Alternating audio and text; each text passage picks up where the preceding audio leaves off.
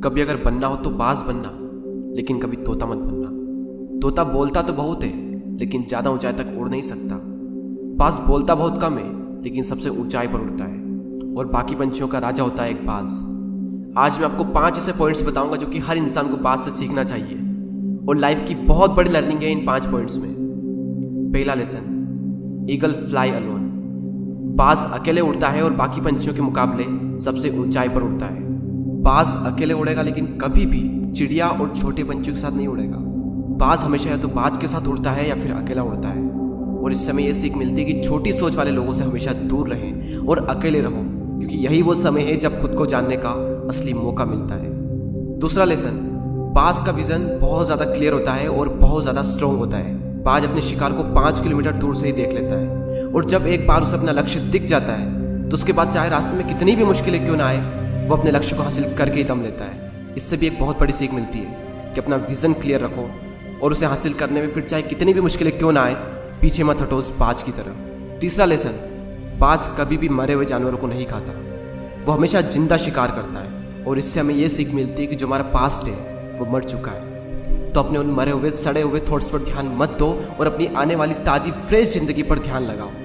अपने पास्ट की पुरानी यादें जो तुम्हें तंग करती है उन्हें वहीं रहने दो जहाँ पर उसकी जगह है, और तुम्हारे पास्ट की जगह है तुम्हारे पास्ट में, उसे वर्तमान में जगह मत दो। क्योंकि एक बार अगर तुम्हारा पास्ट तुम्हारे प्रेजेंट में आ गया तो तुम्हारा पास्ट तुम्हें कभी प्रेजेंट में नहीं रहने देगा।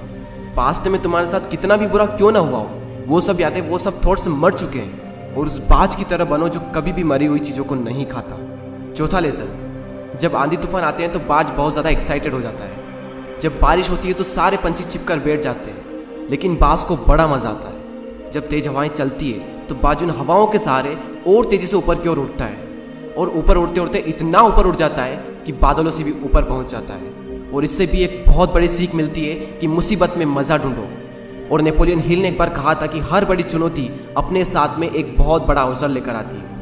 तो उस बाज की तरह तुम भी अपने अवसर को पहचानो, और जिस दिन तुमने अवसरों को पहचान लिया तो सारी मुश्किलें तुम्हारे नीचे होगी और तुम उन मुश्किलों के ऊपर होगे। फिफ्थ लेसन, बाज अपने घोंसलों में से सॉफ्ट घास को हमेशा निकाल देता है, ताकि बाज का जो बच्चा होता है वो उसमें कंफर्टेबल ना हो सके। क्योंकि अगर वो घोंसले में कंफर्टेबल हो गया तो वो वहीं रहना पसंद करेगा, लेकिन बाज ऐसा कभी होने नहीं देता। बाज एक पंछी है और उसे भी ये बात पता है कि there is no growth in comfort zone. लेकिन हम तो इंसान है ना, और इंसान होने के बावजूद भी कई सारे लोग इस बात को समझते ही नहीं। आप जितना ज़्यादा कंफर्ट जोन में रहोगे, आपकी लाइफ आने वाले टाइम में उतनी ही ज़्यादा अनकंफर्टेबल हो जाएगी।